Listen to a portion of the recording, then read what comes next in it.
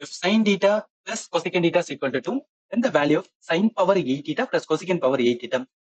ரெண்டையும் ஆட் பண்ணி கொடுத்துருக்காங்க. நம்ம என்ன பண்ணுவோம்னா சைனோட முதல் வந்து வேல்யூ கண்டுபிடிப்போம். அதே மாதிரி வந்து கொஸ்டினோட வந்து வேல்யூ வந்து கண்டுபிடிப்போம். ரெண்டையும் கண்டுபிடிச்சு ஆட் பண்ண அவங்க ஆட் பண்ணி கொடுத்துருக்காங்களே அப்படியே டைரக்டா எடுக்கலாமே அப்படின்னு நினைச்சுன்னா டெஃபினட்டா நம்ம ஆட் பண்ணதை எடுத்துன்னு வச்சுக்காங்க. இது பவர் வந்து 8 போட முடியாது. அதே மாதிரி தனியா இதுக்கும் பவர் வந்து 8 போட முடியாது. ஏன்னா முதல்ல தனியா நம்ம கண்டுபிடிக்கணும். சைனை வந்து நான் தனியா கண்டுபிடிக்கிறதுக்கும் கொசிகனை தனியா கண்டுபிடிக்க என்ன பண்ணலாம், இங்க நம்மளுக்கு வந்து ஒரு க்ளூ கொடுத்துருக்காங்க. சைன் தீட்டா பிளஸ் வந்து கொசிகன் தீட்டா. சைன் தலைகீழ் என்ன, அதாவது சைனோட தலைகீழ் தான் வந்து கொசிகன். என்ன பண்ணுவேன்னா இந்த ஃபார்முலா அப்படியே எழுதிக்கிறேன். Sine theta equal to 1 by வந்து கொசிகன் தீட்டா இருக்குல்ல, எனக்கு கொசிகன் தீட்டா மட்டும் தான் வேணும். கொசிகன் தீட்டா வந்து மேல கொண்டு வரேன்.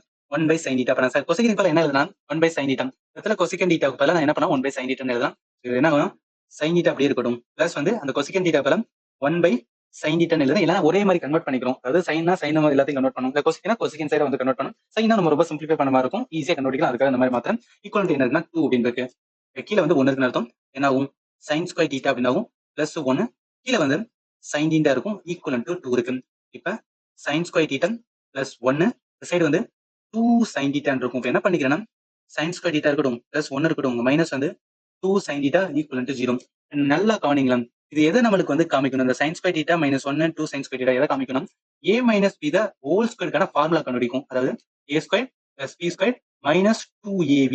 இதுல a தான் வந்து சைன் தீட்டா, இந்த b தான் வந்து 1. அப்ப என்ன பண்ணிக்கிறேன், a தான் வந்து சைன் தீட்டா, b தான் என்னன்னா 1. இப்ப a minus b the whole square, அந்த பேட்டர்ல இது இருக்கு. இப்ப நான் இதுக்கு ஈக்குவலா என்ன பண்ணிக்கிறேன், a minus b the whole square.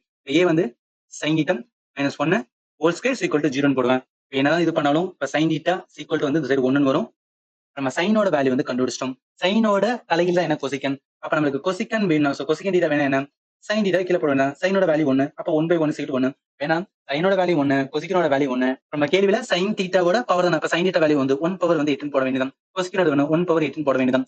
1 என்ன போனாலும் வரும், 1 பிளஸ் 1 வேல்யூ என்ன 2 வரும். இந்த கொஸ்டினுக்கு ஆன்சர் என்ன அப்படின்னு கேட்டீங்கன்னா ஆன்சர் 2 தான் வந்து இந்த கொஸ்டின் கரெக்டான ஆன்சர்.